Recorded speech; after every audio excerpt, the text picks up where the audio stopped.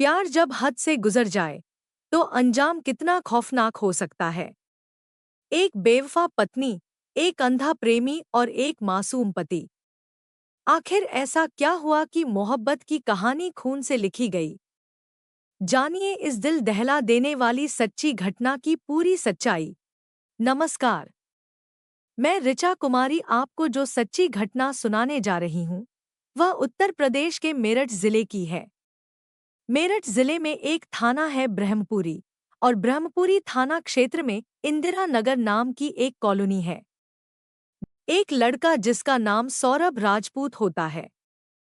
सौरभ राजपूत के पिता मुन्नालाल, जो कि इंडियन ऑयल कंपनी के रिटायर्ड कर्मचारी होते हैं, ब्रह्मपुरी के इलाके में रहते हैं। मुन्नालाल को 3 बच्चे होते हैं। एक बेटा जिसका नाम बबलू होता है, दूसरा बेटा सौरभ राजपूत और तीसरी बेटी शिवानी होती है। साल 2015 की बात है। तब सौरभ राजपूत बीटेक प्रथम वर्ष का छात्र था। उसके कुछ दोस्त शास्त्री की कोठी के पास रहते थे। वह अक्सर अपने दोस्तों से मिलने के लिए चला जाया करता था।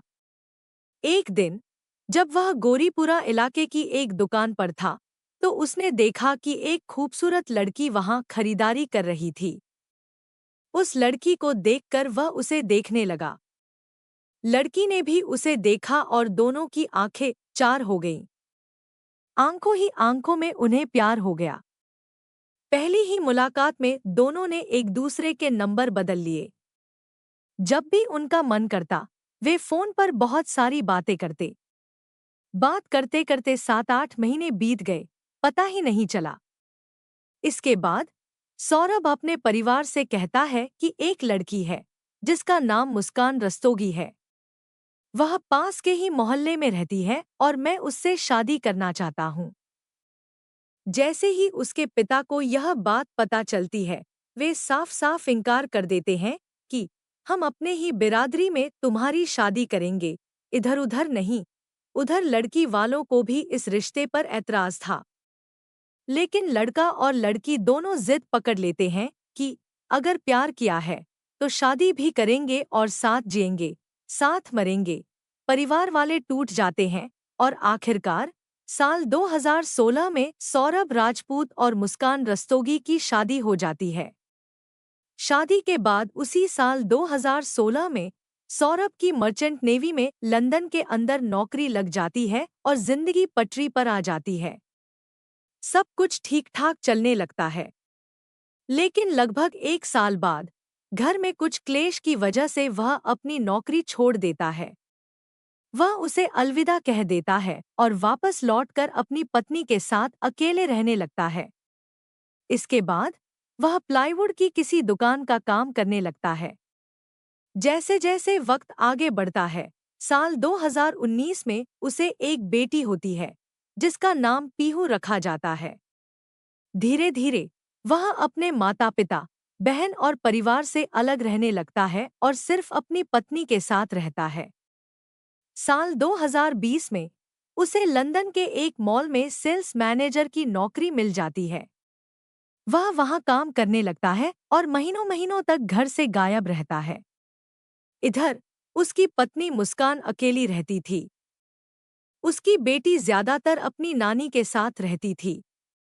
नानी और नाना उसे बहुत प्यार करते थे और खुश रहते थे। मुस्कान अकेली थी और कुछ ही फासले पर साहिल शुक्ला नाम का एक लड़का रहता था। साहिल शुक्ला पेशे से एक चार्टर्ड अकाउंटेंट था। कब इन दोनों की आंखें चार हो गईं, पता ही नहीं चला। मुस्कान अकेली रहती थी और जब भी मौका मिलता साहिल शुक्ला उससे मिलने के लिए उसके घर आ जाता। वे ऐसे रहते थे जैसे पति पत्नी रहते हैं। वक्त आगे बढ़ता गया और साल 2023 आ गया। एक दिन जब सौरभ राजपूत लंदन से वापस लौटा तो उसने अपनी पत्नी का मोबाइल देख लिया। मोबाइल में उसने पाया कि मुस्कान साहिल शुक्ला से बातचीत करती थी, चैटिंग करती थी। इस बात पर उसने ऐतराज किया। ऐतराज करने के दौरान ही मुस्कान ने साफ साफ कह दिया कि मैं तुमसे अलग रहना चाहती हूँ, मैं तलाक लेना चाहती हूँ। मुस्कान ने साफ कह दिया कि वह अपनी जिंदगी साहिल शुक्ला के साथ बिताना चाहती है, लेकिन सौरभ तलाक देने से साफ इनकार कर देता है। इस बात को लेकर दोनों के बीच कभी कभार विवाद और झगड़े होते रहते थे। हालांकि सौरभ ने इस रिश्ते को निभाने की तमाम कोशिशें की, लेकिन यह रिश्ता ज्यादा दिन तक नहीं चल पाया क्योंकि दोनों के बीच दूरियां बढ़ती गईं। वह 24 फरवरी 2025 की रात लगभग 8 से 9 बजे अचानक लंदन से अपने घर पहुंच जाता है। उसके अचानक आने की वजह थी कि अगली तारीख 25 फरवरी को रात 12 बजे उसकी पत्नी का जन्मदिन शुरू हो जाता। वह अपनी पत्नी को सरप्राइज देना चाहता था। ठीक 2 दिन बाद 28 फरवरी को उसकी बेटी का जन्मदिन भी था। इसलिए वह माँ और बेटी यानी अपनी पत्नी और बेटी दोनों को सरप्राइज देना चाहता था। जब वह अचानक घर में दस्तक देता है तो घर में खुशियों के गीत गाए जाने लगते हैं। सब लोग सरप्राइज देखकर चौंक जाते हैं। सब कुछ सही चल रहा था। 25 तारीख को उसने पत्नी का जन्मदिन मनाया और 2 दिन बाद अपनी बेटी का जन्मदिन। पूरे परिवार के लोग आए, केक कटा, खुशियों के गीत गाए गए। लेकिन जब 2-4 दिन और बीत जाते हैं, तब 4 मार्च 2025 की रात लगभग 11 बजे पति आराम से सोया हुआ था। जैसे ही रात के 11 बजते हैं, पत्नी उसके सीने पर आकर बैठ जाती है। उसके हाथ में एक बड़ा सा चाकू होता है, जिसे वह अपने पति के सीने में पूरी ताकत से घोंप देती है। जैसे ही चाकू उसके शरीर में जाता है, वह चीख निकलना चाहता है, लेकिन वह सही से चीख भी नहीं पाता। दरअसल कुछ घंटे पहले उसने जो खाना खाया था, उसमें नशीला पदार्थ मिला हुआ था। उसकी बॉडी पूरी तरह से सुन्न हो चुकी थी, इसलिए वह अपनी पत्नी का विरोध नहीं कर पा रहा। तलाक दे दूंगा, मैं तुमसे बहुत दूर चला जाऊंगा, तुम्हारी जिंदगी में कभी लौटकर नहीं आऊंगा, वह इस तरह से कहता चला गया। लेकिन ये आवाजें, ये बातें उसके दोनों कातिलों के कानों तक पहुंच ही नहीं रही थी और वे अपना काम बड़े इत्मीनान से, बहुत आराम से कर रहे थे। आखिरकार लगभग 25 से 30 मिनट तक वह व्यक्ति ऐसे ही दर्द से तड़पता रहता है और दम तोड़ देता है। जैसे ही वह मर जाता है, उसकी नब्ज को टटोला जाता है। अब यहाँ से ये दोनों, यानी कि उसकी पत्नी मुस्कान रस्तोगी, यह सोच रही थी कि इसकी लाश को कैसे ठिकाने लगाया जाएगा, क्या किया जाएगा। तभी वह अपने प्रेमी से बातचीत करती है। प्रेमी ने कहा कि परेशान मत हो, मेरे पास कुछ पॉलीथीन है और उस पॉलीथीन के अंदर इसकी लाश के टुकड़ों को पैक कर देंगे। उसके बाद शहर के अलग अलग हिस्सों में जाकर फेंक देंगे। वे ऐसे ही प्लानिंग कर रहे थे, लेकिन प्रेमी ने कहा कि अगर बार बार यहाँ से निकलोगे तो मोहल्ले में सीसीटीवी कैमरे लगे होंगे और तुम कैमरे में आ जाओगे, फंस जाओगे। इसलिए कुछ ऐसा करो जिससे किसी को इस बात का एहसास न हो, किसी को इस बारे में जानकारी न हो। तभी वे रात भर इंतजार करते हैं और शरीर के अलग अलग टुकड़े करते हैं। बाथरूम में उस लाश को रखते हैं।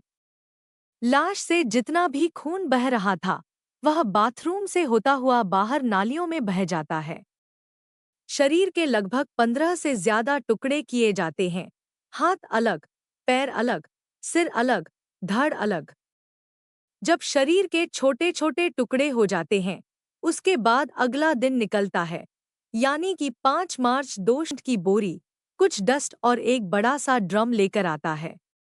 ये सब लाकर बाथरूम में रखता है। बाथरूम में रखने के बाद जो भी टुकड़े पहले से ही पॉलीथीन में पैक थे, उन्हें ड्रम के अंदर डाल देते हैं। फिर सीमेंट और डस्ट को घोलकर उस बड़े से ड्रम में डाल देते हैं, जो घर के बाहर खड़ा हो जाता है।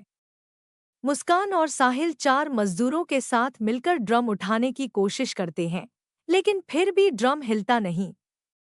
अब यहाँ से दोनों, यानी कि मुस्कान और उसका प्रेमी, एक प्लान बनाते हैं कि क्यों ना बाहर घूमने के लिए चलते हैं। वे शिमला के लिए निकल जाते हैं। शिमला जाने से पहले मोहल्ले वालों को वह यह बताकर गई थी कि मैं अपने पति के साथ शिमला घूमने जा रही हूँ। उसके बाद हमारा प्रोग्राम है मनाली घूमने का। वे शिमला और मनाली घूमते हैं और जब वापस आते हैं तो प्रेमी तो अपने घर निकल जाता है, लेकिन मुस्कान रस्तोगी अपनी माँ के पास चली जाती है। माँ, जो कि ब्रह्मपुरी थाना क्षेत्र के गौरीपुरा इलाका में रहती थी, अपनी बेटी से पूछती है कि दामाद जी से कई दिनों से बातचीत नहीं हुई है, आखिरकार वह कहाँ है। जब माँ बार बार यही सवाल पूछती है तो मुस्कान ने बताया सौरभ के घरवाले ने सौरभ का कत्ल कर दिया है, उसे मार दिया है। जब उसकी माँ यह बात सुनती है तो अपने पति से कहती है, तुम्हारी बेटी ने क्या कह रही है तुम्हें पता भी है। 17 मार्च 2025 को वे लोग वापस आए थे और 18 मार्च 2025 को वे नज़दीकी पुलिस स्टेशन यानी कि ब्रह्मपुरी थाने पहुंचने से पहले पिता ने मुस्कान से पूछा कि हमको भरोसा नहीं हो रहा कि कोई अपने बेटा को मार सकता है, तुम बताओ क्या बात है सही सही। तब मुस्कान बताती है कि हम और साहिल ने मिलकर सौरभ का कत्ल कर दिए हैं। मुस्कान के पिता थाना पहुंचते हैं, वहां जाकर पुलिस को बताते हैं कि हमारी बेटी ने इतना बड़ा कांड कर दिया है। जब पुलिस वाले यह बात सुनते हैं तो पूछते हैं लाश कहाँ है। महिला बताती है कि मेरे पति की लाश बाथरूम के अंदर रखी हुई है, आप जाकर देख सकते हैं। जैसे ही 2 सिपाही यानी कि बीट के सिपाही मौके पर पहुंचते हैं और दरवाजा खुलता है तो वे देखते हैं कि बाथरूम तो बिल्कुल नीट एंड क्लीन है। वहां किसी तरह की कोई दिक्कत या परेशानी नजर नहीं आती। सिपाही को लगता है कि शायद यह महिला झूठ बोल रही है। वे तुरंत इंस्पेक्टर को सूचना देते हैं कि साहब, यह झूठ बोल रही है, यहाँ तो कोई लाशवाश नहीं थी। वो महिला कहती है कि वहाँ पर एक ड्रम रखा हुआ है, आप उस ड्रम को जब खोलेंगे तो उसके अंदर लाश मिलेगी। ड्रम पूरी तरह से पैक था क्योंकि वो पूरा सीमेंट से भर चुका था। उसमें न किसी तरह की कोई स्मेल आ रही थी, न कोई दिक्कत परेशानी थी। अब यहाँ से पुलिस वालों को यह सूचना पहुँचती है। उसके बाद बड़े-बड़े अधिकारी मौके पर पहुँचते हैं और पूरे शहर भर में हंगामा खड़ा हो जाता है कि एक महिला ने अपने प्रेमी के साथ मिलकर अपने पति की हत्या कर दी है। शायद अगर उसने अपनी पत्नी को तलाक दे दिया होता तो यह दर्दनाक घटना नहीं होती। सोशल मीडिया पर बवालिस हत्याकांड के बाद यह मामला सोशल मीडिया पर ट्रेंड करने लगा। हर कोई इस घटना के बारे में जानने लगा और कहने लगा कि सब कुछ ठीक हो, लेकिन ऐसी पत्नी किसी को न मिले जैसी मुस्कान रस्तोगी थी। अखबारों में यह भी रिपोर्ट किया गया कि सौरभ अनुसूचित जाति से था और मुस्कान बनिया समुदाय से। यह भी एक आशंका जताई जा रही है कि जातिगत भेदभाव की वजह से कहीं दोनों परेशान तो नहीं थे। हालांकि यह पूरी तरह से पुलिस